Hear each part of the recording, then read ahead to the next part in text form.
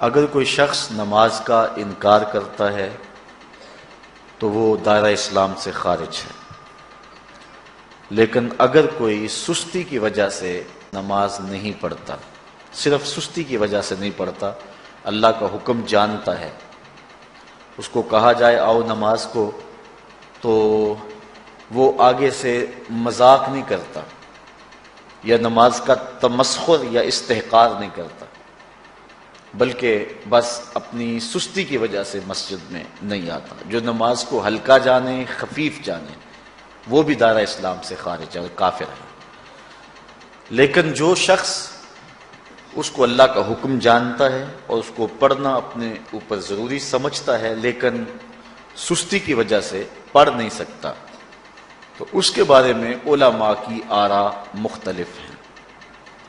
حضرت امام اسحاق اور حضرت امام احمد رضی اللہ تعالی عنہما آپ تو فرماتے ہیں کہ ایسا شخص کافر ہے اور اس کو قتل کرنا واجب ہے۔ حضرت امام مالک کا قول ہے کہ، اور امام شافعی کا بھی یہی قول ہے، وہ بھی کہتے ہیں کہ اس کو قتل کیا جائے گا اور بطور حد قتل کیا جائے گا۔ حضرت امام اعظم امام ابو حنیفہ علیہ رحمہ آپ فرماتے ہیں کہ بے نمازی کو قتل نہیں کیا جائے گا، بلکہ اس پر تعزیر نافذ ہوگی۔ یہ حاکم وقت کی ثوابدید پر ہے کہ وہ اس پر کیا سزا دیتا ہے، اور فرمایا اس کو 7 قید کیا جائے گا اور توبہ کے لیے اس کو زور دیا جائے گا۔ اگر وہ توبہ کر لے تو اس کو قید سے باہر نکال لیا جائے گا، ورنہ اس کو قید رکھا جائے گا۔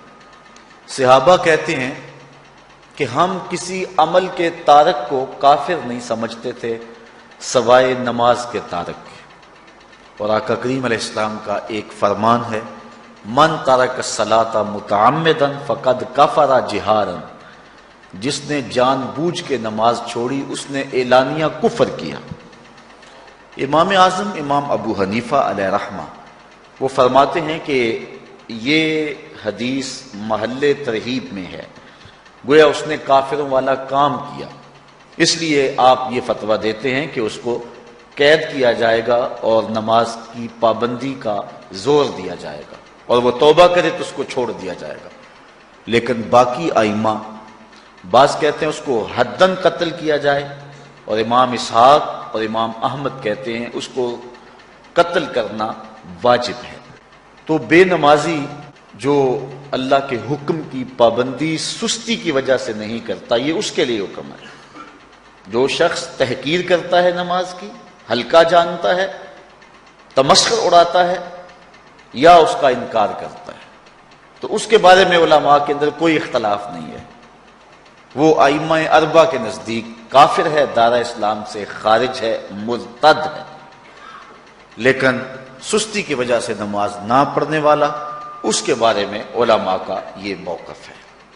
حضرت غوث اعظم الشیخ سید عبد القادر جیلانی علیہ رحمہ آپ فرماتے ہیں کہ بے نمازی کو مسلمانوں کے قبرستان میں دفن نہ کرو۔ حضرت سلطان باہو علیہ رحمہ آپ کا قول ہے کہ بے نمازی سے خنزیر بھی پناہ مانگتا ہے۔ حضرت شیخ سعدی شیرازی فرماتے ہیں بے نمازی کو قرض نہ دو، جو اللہ کا قرضہ ادا نہیں کرتا تمہارا قرض کیسے لٹائے گا۔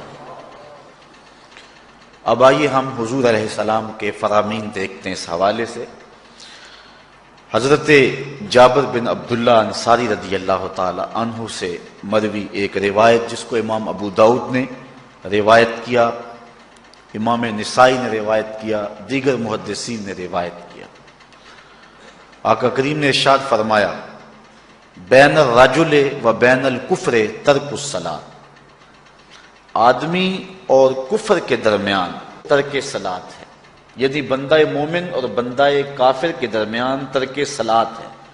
جو نماز پڑھتا ہے وہ مومن ہے، اور جو نماز نہیں پڑھتا تو وہ کافروں والا کام کرتا ہے، یا دیگر ائمہ کے نزدیک وہ کافر ہے۔ یہ ترہیباً نہیں بلکہ یہ حکم ہے۔ اور حضرت نبی رحمت صلی اللہ علیہ وسلم کا ایک دوسرا فرمان ان الفاظ کے ساتھ ہے، بین الرجل و بین الشرک والکفر ترک الصلاۃ، شرک و کفر اور بندہ مومن کے درمیان نماز ترک کرنا ہے۔ حضرت امام ابن ماجہ نے ان الفاظ کے ساتھ روایت کو نقل کیا ہے، بین الکفر والایمان ترک الصلاۃ، ایمان اور کفر کے درمیان نماز کا ترک کرنا ہے۔ اور آقا کریم علیہ السلام کا وہ فرمان جو حضرت انس سے مروی ہے، جس کو طبرانی نے اپنی موجم میں لکھا، بھی آپ کے سامنے میں نے رکھا، کہ حضور نے فرمایا من ترک الصلاۃ متعمدا فقد کفر جہارا، جس نے جان بوجھ کے نماز چھوڑی اس نے اعلانیہ کفر کیا۔ حضرت ابو ہریرہ رضی اللہ تعالی عنہ سے ایک روایت ہے کہ وہ فرماتے ہیں لا سہم فی الاسلام لمن لا صلاۃ ولا صلاۃ لمن لا وضوء لہ، کہ اس شخص کا اسلام میں کوئی حصہ نہیں ہے جو نماز نہیں پڑھتا، اور اس شخص کا نماز میں کوئی حصہ نہیں ہے جو وضو نہیں کرتا۔ وضو کے بغیر نماز نہیں ہوتی اور نماز کے بغیر اسلام نہیں ہوتا۔ اور اسی روایت کو بالفاظ دیگر حضرت عبداللہ ابن عمر رضی اللہ تعالی عنہ نے حضور سے یوں روایت کیا ہے، طبرانی نے اپنی موجم میں اس کو لکھا، لا ایمان لمن لا امانتہ ولا صلاۃ لمن لا طہور لہ ولا دین لمن لا صلاۃ لہ۔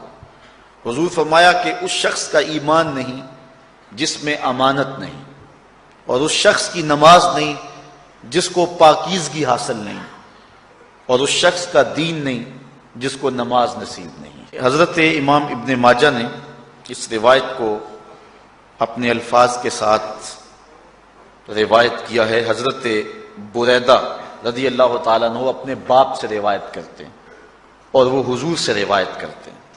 حضور علیہ السلام نے ارشاد فرمایا ان العہد الذی بیننا و بینہم الصلاۃ فمن ترکھا فقد کفر، کہ ہمارے اور ان لوگوں کے درمیان جو معاہدہ ہے وہ نماز کا ہے، جس نے نماز کو چھوڑ دیا اس نے کفر کیا، یعنی ہمارا اور ان کا پھر اب معاہدہ باقی نہیں رہے گا۔ حضرت امام بخاری نے روایت نقل کی ہے، حضور نے ارشاد فرمایا من ترک الصلاۃ العصر فقد حبط اعمالہ، جس نے عصر کی نماز چھوڑی اللہ اس کے سارے عمل برباد کر دیتا۔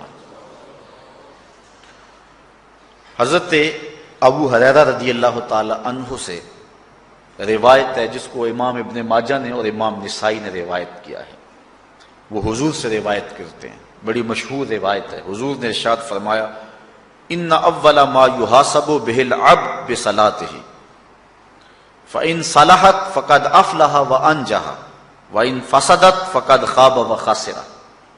فرمایا قیامت کے دن بندے سے سب سے پہلا حساب نماز کا لیا جائے گا، اگر اس کی نماز ٹھیک ہو گئی تو وہ فلاح پا گیا، اگر پہلا تول ٹھیک آ گیا تو وہ کامیاب ہے، وانجح اور نجات پا گیا، وان فسدت فقد خاب وخسر، اور اگر پہلا تول ہی ٹھیک نہ ہوا تو پھر وہ ذلیل و رسوا ہو گیا۔ حضرت عبادہ بن صامت رضی اللہ تعالیٰ عنہ سے ایک طویل روایت ہے، وہ کہتے ہیں کہ حضور علیہ السلام نے مجھے 7 چیزوں کا حکم دیا، مجھے وصیت کی کہ ان 7 کاموں کو کرنا ہے۔ ان کے اندر جو دوسری چیز تھی وہ حضور نے یہ ارشاد فرمائی وَلَا تَتْرُكُوا الصَّلَاةَ مُتَعَمِّدِينَ فَمَن تَرَكَهَا مُتَعَمِّدًا فَقَدْ خَرَجَ مِنَ الْمِلَّةِ، کہ جان بوجھ کے کبھی نماز نہ چھوڑنا، جس نے نماز چھوڑی وہ ملت اسلامیہ سے نکل گیا۔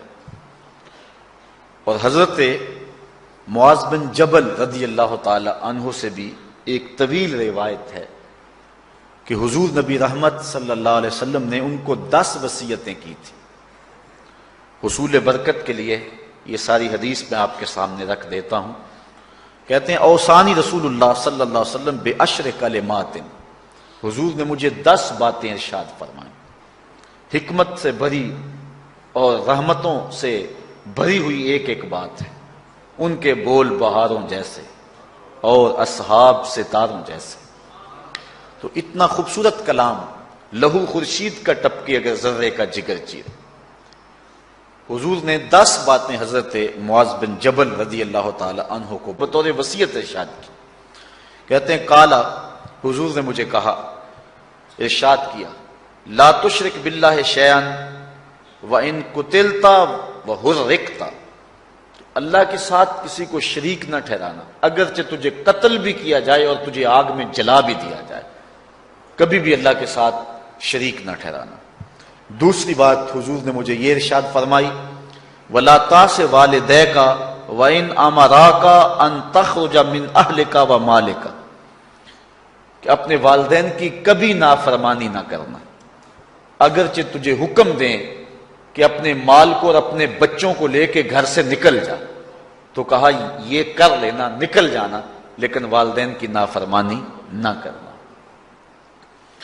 تیسری بات حضور نے ارشاد فرمائی، وَلَا تَتْرُكَنَّ صَلَاةً مَكْتُوبًا مُتَعَمِّدًا فَإِنَّ مَنْ تَرَكَ صَلَاةً مَكْتُوبَةً مُتَعَمِّدًا فَقَدْ بَرِئَتْ مِنْهُ ذِمَّةُ اللَّهِ.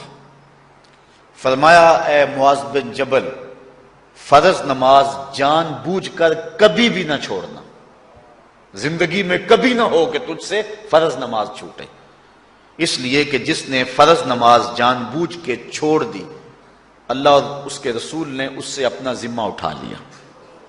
اب وہ جدھر مرضی جائے، اللہ نے جو ذمہ لیا ہوا ہے مومن کا، اللہ اٹھا لیتا ہے. چوتھی چیز حضور نے جو ارشاد فرمائی، وَلَا تَشْرِبَنَّ خَمْرًا فَإِنَّهُ رَأْسُ كُلِّ فَاحِشَةٍ. اے معاذ بن جبل، زندگی میں کبھی بھی شراب نہ پینا، ہر بے حیائی کی جڑ ہے اور بنیاد ہے شراب. پانچویں چیز کہتے ہیں حضور نے جو مجھے ارشاد فرمائی وہ یہ تھی، وَإِيَّاكَ وَالْمَعْصِيَةَ فَإِنَّ بِالْمَعْصِيَةِ حَلَّ سَخَطُ اللَّهِ. کہا کبھی اللہ کی نافرمانی نہ کرنا، اللہ کی نافرمانی سے اللہ کی ناراضگی مول لینے والی بات ہے.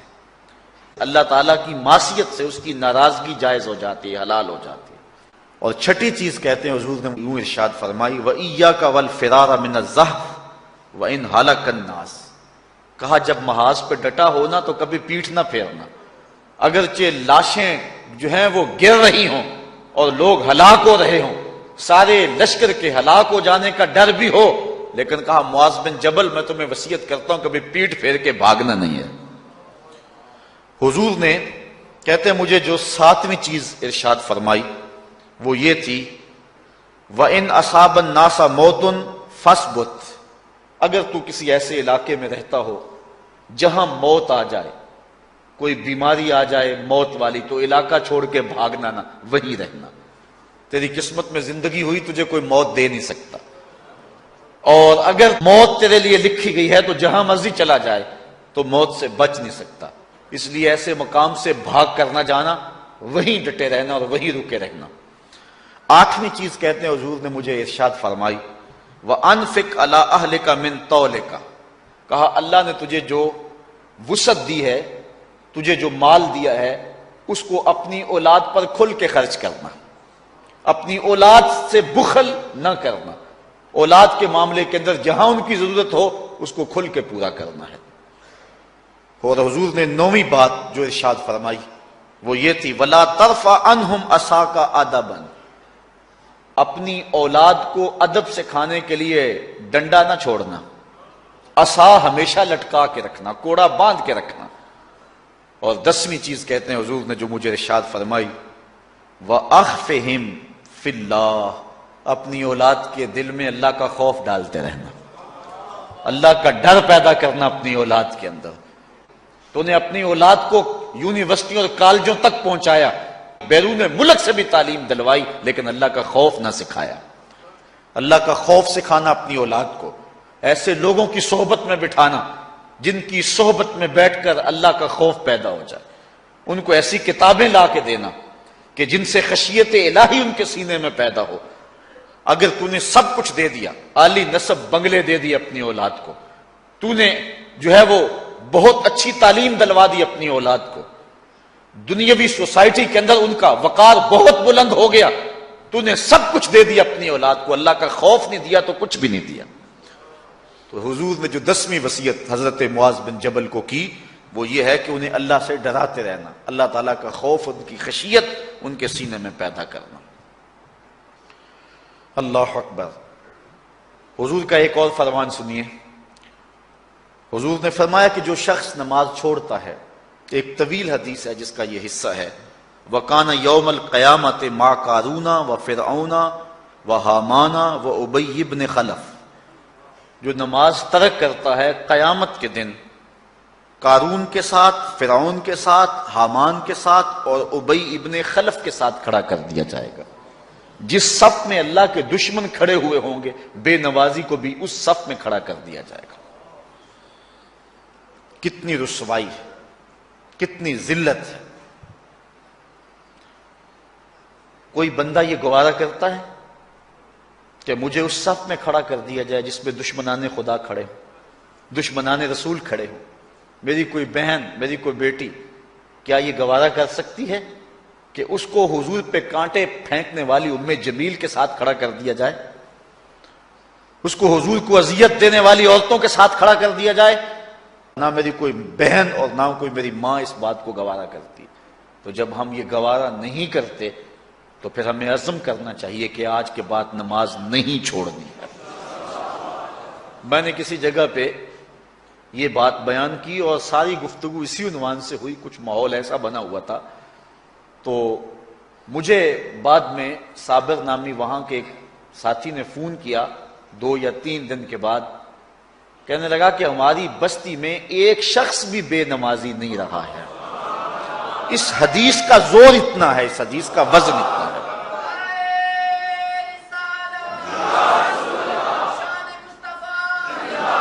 تو کوئی شخص یہ گوارا کرتا ہے کہ مجھے دشمنان خدا کی صف میں کھڑا کر دیا جائے، جن دشمنوں کے چہروں پہ تارکول ملی ہوئی ہوگی اور ان پر لعنتیں برس رہی ہوں گی، اور دنیا کے اوپر سب سے رسوائی زیادہ ان لوگوں کو ہوگی، تو کوئی شخص بھی یہ گوارا نہیں کرتا۔ ہم تو ان کے سائے سے بھی بچنا چاہتے ہیں۔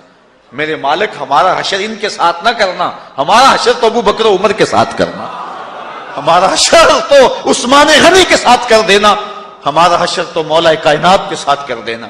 مالک، ہمارا حشر بریلی کے امام احمد رضا کے ساتھ کر دینا، ہمارا حشر امام غزالی کے ساتھ کر دینا، بلال حبشی کے ساتھ کر دینا۔ ہماری آرزویں تو یہ ہیں، ہماری تمنائیں تو یہ ہیں۔ ہم تو کہتے ہیں مولا کل قیامت کے دن اٹھیں تو داتا کے قدموں میں اٹھیں، خواجہ اجمیری کی چوکھٹ سے اٹھیں، ہم اٹھے تو شاہ نقشبند بخاری کا جلوس آگے ہو، ہم اس جلوس کے ساتھ شامل ہوں، خواجہ معین الدین چشتی کی غلامی میں اٹھے، ہم حضرت غوث اعظم کی نوکری میں اٹھیں، حضرت شیخ شہاب الدین کی نوکری میں اٹھیں۔ تو ہماری آرزویں تو یہ ہیں، ہماری تمنائیں تو یہ ہیں، لیکن اگر ہم یہ چاہتے ہیں کہ ہم ان لوگوں کے ساتھ اٹھیں تو پھر ایک نماز بھی ترک نہیں کرنا ہوگی، اور اگر نماز ترک ہو گئی تو کتنی بڑی سزا ہے، کتنی بڑی رسوائی ہے، کتنی بڑی ذلت ہے، اور یہ آپ کے رسول کا فرمان ہے۔ اللہ اکبر، کہ قیامت کے دن وہ شخص جو نماز نہیں پڑھتا، قیامت کے دن اس کو دشمنان خدا کی صف میں کھڑا کر دیا جائے گا۔ یہ ہو نہیں سکتا کہ ہم نے یہ حدیث سن لی اور اب نماز قصدن چھوڑیں۔ آج عزم کر کے اٹھیں، اور اولاد نہیں آئی، بیٹیاں نہیں آئیں، گھر والے نہیں آئے، لیکن جا کے اس بات کو گھر میں نافذ کرنا ہے، اس کو حکمن نافذ کرنا ہے گھر کے اندر۔ ہمارا گھر ہو رسول اللہ کی امتی کا اور گھر میں کوئی بے نماز ہو، یہ حکم دینا ہے، وَأْمُرْ أَهْلَكَ بِالصَّلَاةِ، فرمایا اپنے گھر والوں کو نماز کا حکم دو۔ اس گھر میں نحوست ہوتی ہے جس گھر میں بے نمازی ہوتے ہیں۔ اس لیے آج ہم یہاں سے عزم کر کے جانا ہے کہ آج کے بعد ہم نماز نہیں چھوڑیں گے انشاءاللہ۔ اتنے زور سے کہو کہ شیطان کا کلیجہ پھٹ جائے۔ اللہ ہماری اس انشاءاللہ کو قبول کرے، قبول کرے۔ اللہ ہم کو پنجگانہ سجدے کی توفیق دے۔ کتنا بد نصیب ہے شخص کہ جس کی پیشانی اس کی حضور جھکتی نہیں، سارا دن کبھی کسی کو سیلوٹ کرتا ہے، کبھی کسی کو سیلوٹ کرتا ہے، کہتا میرے اس سے بھی تعلق ہونے چاہیے، اس سے بھی واسطہ ہونا چاہیے، اس سے بھی رابطہ ہونا چاہیے، کبھی دنیا میں کام پڑ جاتا ہے، اس سے بھی تعلق رہنا چاہیے میرا۔ کہاں کہاں صبح سے لے کر شام تک سلوٹ مارتا ہے، ایک اللہ کے حضور نہیں جھکا جاتا۔ اقبال علیہ رحمہ کہتے ہیں ایک سجدہ جسے تو گراں سمجھتا ہے، 1000 سجدے سے آدمی کو دیتا ہے نجات۔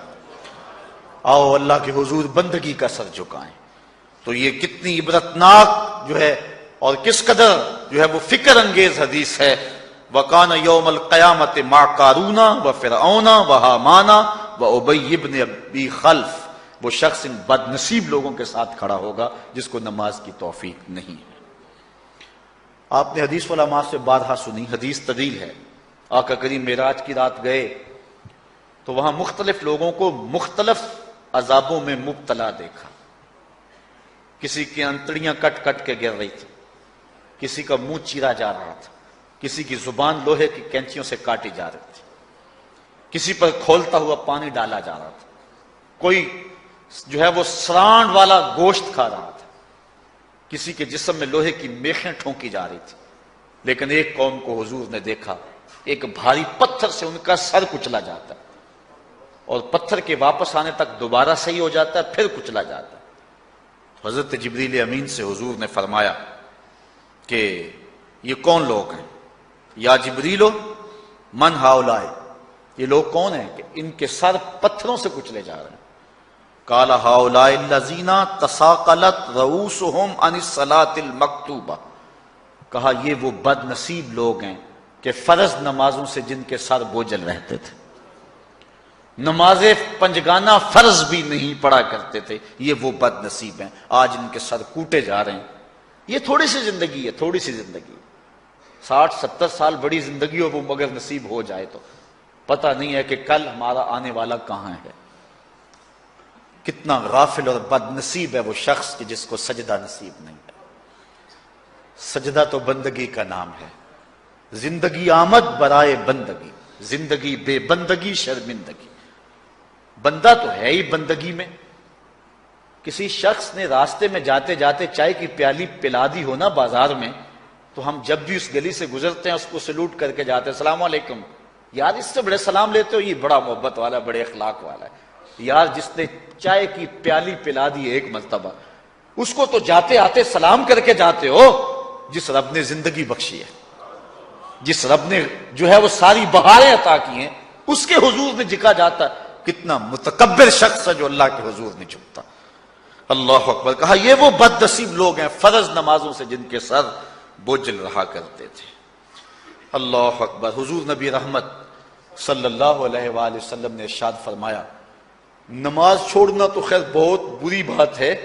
جو شخص نماز پڑھتے ہیں لیکن جماعت سے نہیں پڑھتے، فرمایا میرا جی چاہتا ہے کہ اپنی جگہ کسی اور کو کھڑا کروں اور جوانوں کا ایک گروہ ساتھ لوں، اور جو لوگ مسجد میں نماز پڑھنے نہیں آتے ان کے گھروں کو آگ لگا دوں. رحمت للعالمین آقا فرما رہے ہیں کہ ان کے گھروں کو آگ لگا دوں. کتنا غصہ ہے ان لوگوں پر کہ جو مسجد میں آ کر نماز نہیں پڑھتے، اور جو پڑھتے ہی نہیں. اس دور میں تو کوئی تھا ہی نہیں کہ مومن ہو نماز نہ پڑھتا ہو. اللہ اکبر. تو مومن نماز ہی پڑھتے تھے. تو اگر کسی سے گھر میں نماز پڑھی گئی تو فرمایا میرا جی چاہتا ہے.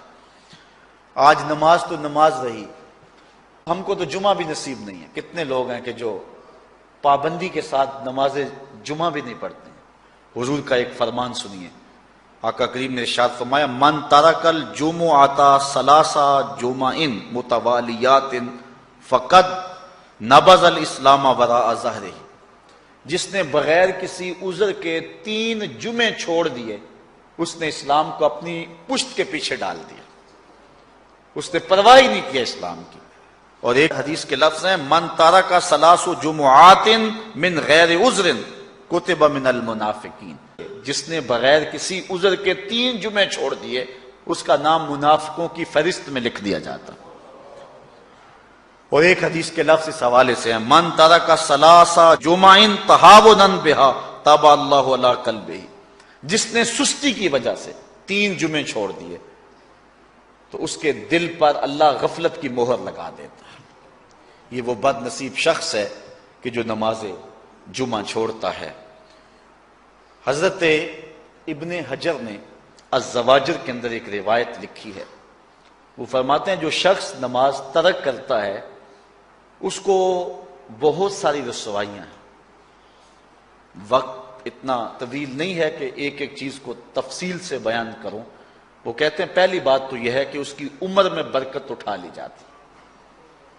دوسری بات اس کے چہرے سے صالحین کا نور اتار لیا جاتا ہے۔ تیسری بات، وہ کوئی بھی عمل کرے اس کا ثواب نہیں ملتا اس کو، یہ دنیا پر اس کو سزائیں ہیں۔ چوتھی سزا دنیا پر اس کو یہ ملتی ہے، اس کی دعائیں قبول نہیں ہوتی۔ اور پانچویں سزا اس کے لیے یہ ہے کہ اس کے لیے جو نیک لوگ دعا کرتے ہیں ان دعاؤں کا حصہ اسے نہیں ملتا۔ مومن نیک سحری وقت اٹھ کے دعا مانگتے ہیں اللہ پوری امت پر کرم کر دے، تو یہ بھی امت میں شامل ہے۔ دعا اللہ والے کی تو قبول ہوئی، لیکن اس کا حصہ نکال دیا گیا، اس کا حصہ نیک لوگوں کی دعاؤں سے نکال دیا گیا۔ اور جب وہ مرنے لگتا ہے، نزا کے وقت تین اس کو سزائیں ملتی ہیں۔ ایک تو بھوکا مرتا ہے، دوسرا پیاسا مرتا ہے، تیسرا ذلیل ہو کے مرتا ہے۔ اور قبر کے اندر اس کو تین سزائیں ہیں۔ حضرت امام ابن حجر کہتے ہیں ایک تو اس کی قبر تنگ کر دی جائے گی، حتیٰ کہ ادھر والی پسلیاں ادھر اور ادھر والی پسلیاں ادھر۔ دوسرا، اس کی قبر میں آگ ڈالی جائے گی، جو اللہ کے حضور نہیں جھکتا اس کی قبر اس لائق ہے کہ اس میں آگ ڈالی جائے۔ اور تیسری، اس کے اوپر ایک اژدہا مسلط کر دیا جائے گا جس کا نام ہے شجاع الاقرع، اور جب وہ ڈنگ مارے گا تو 70 گز تک وہ شخص زمین میں دنس جائے گا، اور وہ مسلسل یہ ڈنگ مارتا رہے گا۔ اور کہا کہ تین سزائیں اس کو حشر میں پہنچیں گی۔ ایک تو اس کا حساب سختی سے لیا جائے گا، اور جس کا حساب سختی سے لیا گیا وہ بچ پائے گا؟ حساب سے بچے گا وہ جس سے اللہ صرف نظر کرے گا۔ اللہ اکبر۔ ایک تو اس کا حساب سختی سے لیا جائے گا، دوسرا اللہ تعالیٰ جل شانہ اپنے قہر و غضب کا اس پہ اظہار کرے گا، اور تیسری اس کو سزا یہ دی جائے گی کہ اس کو جہنم میں ڈال دیا جائے گا۔ ساتھیاؤ، میں اور آپ آج کی اس بزم میں یہ پختہ عزم کر کے اٹھیں کہ آج ہم خود بھی اور اپنی اولاد کو بھی، اپنے دوستوں کو بھی، میرے والد گرامی فرمایا کرتے تھے جس سے دوستی ہو نا اس کی انگلی پکڑ کے دین کی راہ پہ لے آؤ، یہ دوستی کا حق ہے۔ اس کے لیے آپ بہت کچھ کرتے ہیں، لیکن اگر اس کو دین نہیں دیا تو کچھ بھی نہیں دیا۔ کوشش کرو میرا دوست ہو اور جہنم میں جائے۔ والدین بچے کے مستقبل کے لیے کتنی کوشش کرتے ہیں، لاکھوں روپیہ لگاتے ہیں مستقبل ٹھیک ہو جائے، کرتے ہیں کہ نہیں کرتے؟ یونیورسٹیوں کے اندر، کالجوں کے اندر کتنی بھاری فیسیں بھرتے ہیں۔ کیوں اتنا کچھ کیوں کر رہے ہو؟ میں نے دیکھا بوڑھا باپ اپنی کمر پہ بوریاں لاد کے مزدوری کرتا ہے، مائیں اپنا زیور بیچ رہی ہیں کہ اولاد پڑ جائے۔ میاں اتنا کچھ کیوں کر رہے ہو؟ جی مستقبل ٹھیک ہو جائے۔ یہ مستقبل کتنا ہے؟ 20-25 سال کا، اور جو اصل مستقبل ہے اس کی فکر ہی نہیں کسی کو۔ اصل مستقبل تو وہ ہے۔ اللہ اکبر۔ بیرون ملک جائے بیٹا تو ماں کہتی ہے بس دعا کرو کہ میرا بیٹا خیریت سے پہنچ جائے۔ بیٹی کی شادی کرتی ہے تو ماں کہتی ہے دعا کرو کہ اپنے گھر میں اس کو چین مل جائے۔ کسی کا انٹرویو ہوتا ہے، لوگ کہتے ہیں جناب دعا کرو کہ اس انٹرویو میں وہ کامیابی سے گزر جائے۔ میں کہتا ہوں جب قبر میں اترتا ہے پھر کسی نے آ کر کبھی نہیں کہا کہ دعا کرو مشکل گھڑی آ گئی ہے خیریت سے گزر جائے۔ اصل امتحان تو یہ ہے، اگر اس امتحان سے گزر گیا تو کامیابی اور بامرادی۔ یہ تھوڑا سا مستقبل دنیا کا، اس کے لیے ہم کتنے پیسے لگا دیتے ہیں۔ سب کچھ اولاد کو آتا ہے، ہر شے فر فر پڑھتے اور بولتے ہیں، دعائے قنوت بھی نہیں آتی ہوتی۔ تو ہم اپنی اولاد کے لیے دین کا تحفہ اس کو کبھی نہ چھوڑیں۔ اللہ اکبر۔ کوشش کریں، محنت کریں۔ حضور نبی رحمت صلی اللہ علیہ وآلہ وسلم نے ان بد عمل واعظین کی بات بھی کی ہے کہ جو لوگوں کو نیکی کا حکم دیتے ہیں اور خود اس پہ عمل نہیں کرتے۔ آج ہمارے کچھ واعظین لوگوں کو تو واضح و تلقین اور نصیحت کرتے ہیں اور خود نماز میں سخت سستی کا ارتکاب کرتے ہیں، اور جس سے قوم کے اندر نماز میں سستی عملاً پیدا ہو جاتی ہے۔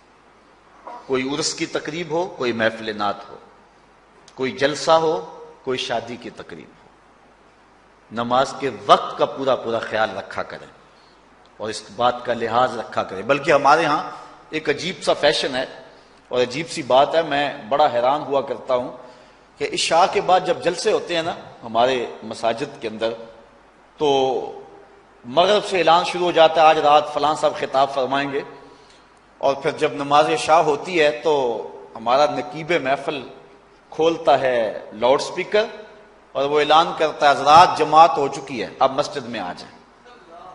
یعنی یہ نماز کو ہلکا کرنے والی بات ہے۔ ان کو کہا جا رہا ہے کہ بلکہ بات تو کہہ دیتے ہیں جس کا تمہیں ڈر تھا وہ گزر گئی ہے، اب آ جاؤ، کیا لینا ہے جلسے میں آ کر اگر نماز ہی نہیں پڑھنی ہے تو۔ ممبر و محراب کے جو ذمہ دار ہیں ان سے جو ہے وہ عجیب و غریب قسم کی جو ہے وہ حرکات سکنات سرزد ہو رہی ہیں۔ یہ جو جاہل نقیبوں کا ایک غول آ گیا نا، یہ بھی ایک بہت بڑی مصیبت ہے۔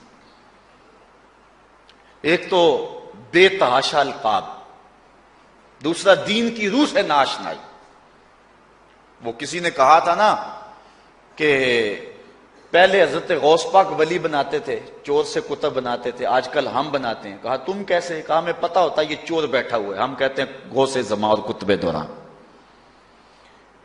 بے تحاشا اور بے تکا انداز، اور پھر دین کی روح سے یہ ناشنائی کہ باقاعدہ اعلان ہوتا ہے جناب جماعت ہو چکی اب تو آ جاؤ۔ تو کیا کرنا ہے ساری رات جاگ کے اگر عشاء کی نماز ہی نہیں پڑھی تو نماز کو ہلکا کیا گیا ہے۔ اسی طرح جلسہ لمبا ہو رہا ہے اور نماز کا وقت سکڑ رہا ہے۔ ان چیزوں کا التزام کرنا ہے، ہم نے کوشش کرنی ہے۔ اور یہ بھی ایک مصیبت ہے کہ دربار بڑا اونچا ہے اور مسجد کے اندر جانوروں کی بینٹیں پڑی ہوئی ہیں۔ حیثیت تو مسجد کی ہے، دربار کی تو ثانوی حیثیت ہے۔ دربار پہ 3 کروڑ روپیہ لگا ہوا ہے اور مسجد میں چٹائیاں بھی موجود نہیں ہیں۔ اپنے بھی خفا مجھ سے ہیں بیگانے بھی ناخوش، کہ زہر ہلاہل کو کبھی کہہ نہ سکا کند، بات وہی کہتا ہوں سمجھتا ہوں جسے حق، نہ ابلہ مسجد ہوں نہ تہذیب کا فرزند۔ ہم نے ان چیزوں کو دیکھنا ہے۔ اچھا، بعض والدین کی ایک سستی ہے، وہ آتے جناب تعویذ کر دو، ہماری اولاد نماز نہیں پڑھتی، بچے نماز نہیں پڑھتے، اور کہتے ہیں جی ہماری تو چلو گزر گئی، ہم تو نہیں پڑھتے، یہ تو پڑھیں۔ میں کہتا ہوں یہ کیوں پڑھیں جب تم نہیں پڑھتے؟ الولد سر لابیہ، بیٹا باپ کا راز ہوتا ہے۔ تم مجھ سے تعویذ لینے آگے ہو، گھر میں مصلی بچھا کے سجدہ کرو، تمہاری اولاد بھی تمہارے تتبع میں سجدہ کرنے کی عادت ڈال۔ حضور فرمایا بچے 7 سال کے ہوں تو انہیں مسجد میں لے جاؤ، 10 سال کے نہیں پڑھتے تو ان کو مار کے پڑھاؤ۔ اب اولاد ہوگی جوان، خود کبھی سجدہ کیا نہیں، اب کہتے ہیں شاید تعویذ سے کم چل جائے گا۔ جو تعویذ اللہ کے رسول نے تمہیں دیا تھا کہ 7 سال کے ہوں تو پکڑ کے انگلی مسجد کا راستہ دکھاؤ، 10 سال کے ہو جائیں تو مار کے پڑھاؤ، ان کے سینے میں اللہ کا خوف داخل کرو، ان کو قرآن کی تلاوت سکھاؤ۔ علموا اولادکم 3 خصال، اپنی اولاد کو 3 چیزیں سکھاؤ۔ حب نبیکم، ایک اپنے نبی کا پیار سکھاؤ، وحب اہل بیت ہی، رسول اللہ کے اہل بیت کا پیار سکھاؤ، وتلاوت القرآن، اور قرآن کا پڑھنا سکھاؤ۔ چھین لو سیڑیاں ان کے ہاتھوں سے گانے والی، چھین لو ان کے ہاتھوں سے جو ہے وہ ناول، اور ان کے ہاتھ میں قرآن دے دو۔ کتنے خوش نصیب دن تھے، گلیوں سے گزرتے تھے، گھروں سے قرآن کے پڑھنے کی آواز آتی تھی۔ آج پاپ میوزک کی صدائیں تو آتی ہیں، آج قرآن کی آوازیں نہیں آتی۔ تو یہ عجیب ہے جی، ہم نہیں پڑھتے یہ تو پڑھے۔ میں کہتا ہوں یہ کیوں پڑھیں جب تم نہیں پڑھتے ہو؟ تمہارے اوپر کیا اب فرض ساقط ہو چکا ہے بڑھاپے کی وجہ سے؟ تم بوڑھے ہو کے نہیں پڑھتے ہو، تمہاری اولاد تم چاہتے ہو جوانی میں پڑھ لے؟ تم خود اللہ کے حضور سجدہ کرو اور پھر دیکھنا تمہارے تتبع میں، تمہاری اتباع میں تمہاری اولاد بھی تمہاری پیچھے پیچھے ہوگی۔ اللہ اکبر۔ صاحب اس عنوان سے کہنے کے لیے بہت کچھ ہے۔ اللہ تعالیٰ جل شانہ اپنی رحمتیں عطا فرمائے۔ اعلی حضرت سے 2 لوگوں نے فتویٰ پوچھا۔ بریلی کا ایک محلہ ہے، محلہ ذخیرہ، اس میں ہادی حسن اور قرب محمد نامی لوگوں نے تنظیم بنائی نماز کی دعوت کے لیے۔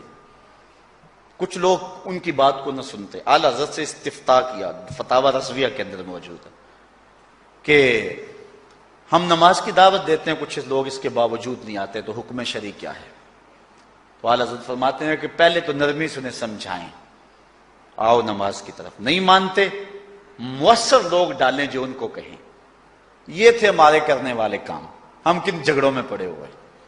مؤثر معاشرے کے لوگ تلاش کریں اور ان کو سمجھائیں، جن کی وہ مانتے ہیں، ٹالتے نہیں۔ ان سے سمجھائیں ان کو. آپ فرماتے ہیں اگر ان کے سمجھانے سے بھی نہیں سمجھتے تو فرمایا فتویٰ پھر یہ ہے ان سے بائیکاٹ کر دیں, ان سے ترک کلام کر دیں, ان سے گفتگو چھوڑ دیں. ہم نے تو کبھی بیٹوں سے نہیں چھوڑی گفتگو. بیوی بے نماز ہو ہم ہر شے بیوی سے منوا لیتے ہیں. کبھی کہا تیرے ہاتھ کی پکی روٹی نہیں کھاؤں گا اگر تو نماز نہیں پڑھتی؟ کبھی بیٹا کہے امی تو نماز نہیں پڑھتی میں تیرے ہاتھ کی روٹی نہیں کھاؤں گا؟